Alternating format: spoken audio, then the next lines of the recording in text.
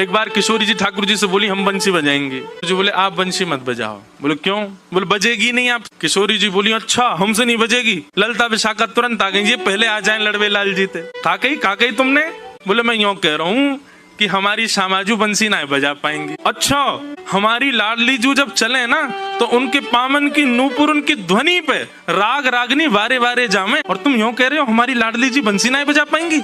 चलो जल्दी अपनी बंसी दो, हमारी किशोरी जी बजाएंगी। अरे मैं कोई किशोरी जी पे संशय ना कर रहा हूँ, किशोरी जी पे कोई आक्षेप ना कर रहा हूँ, वो साक्षात संगीत स्वरूपा है, पर मेरी बंसी जे ना बजा पाएंगी। ललता जी बोली आज तो यही बंसी बजेगी, अब ही बजेगी और तुम्हारे सामने ही बजेगी, लाओ दो। ठाकुर जी बोले ना माननी बात, लो दे दो। हे लाडली जू आज दिखा दो यार, जो बहुत अपने आप को कुछ समझे बंसी बजावे और यूं सोचे कि या के आगे कोई ना, आज आप बजाए दो, नेक दिखाए दो, अपना स्वर लगाए दो, यही को मूर्छित कर दी हूँ बंसी बजाए के। ठाकुर जी खड़े, हाँ श्री जी बजाओ, हमारा तो सौभाग्य कि हमारी बंसी आपकी सेवा में, पर मैं फिर कह रहा हूँ जी बजेगी नहीं। किशोरी जी ने अपने अधर पर वेणु धारण करके अपनी कोमल उंगलियों से छिद्रों को आच्छादित किया और जैसे ही प्राण पिरोए बस हवा ही हवा निकले, स्वर नहीं निकले। ललता विशाखा कह रही है अरे जल पिला, गलो सूख गो, श्यामाजू को जल पिलाए दियो लेकिन बंसी नए बजे। ठाकुर जी मंद मंद मुस्कुरा रहे, अब मैं कह रहा हूँ नए बजेगी मुंह वापस कर दो।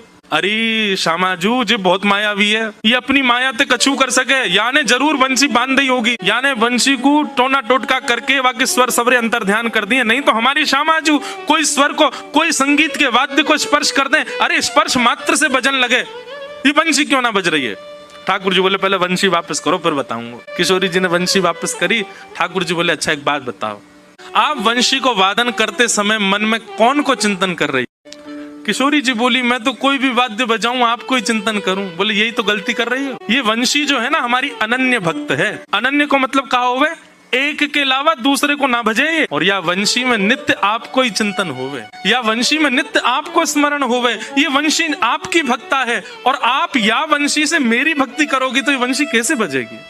हे श्यामाजू आप नेत्र बंद करके अपनो ही चिंतन करो, मतलब अपने ही स्वरूप को ध्यान करो। जब आप अपनो ध्यान करोगी तब ये वंशी बजेगी, क्योंकि या वंशी में तो नित्य आपको ही गायन की हो जाए। किशोरी जी ने अधर पर वंशी रख के जैसे स्वयं को स्मरण किया, अपने रूप नक, अपने रूप नेत्र आदि को स्मरण किया, अपनो ही स्मरण करके जैसे वंशी अधर पर धरी, बिना फूंक के वंशी बजन लगी। किशोरी जी के नेत्र सजल है गए।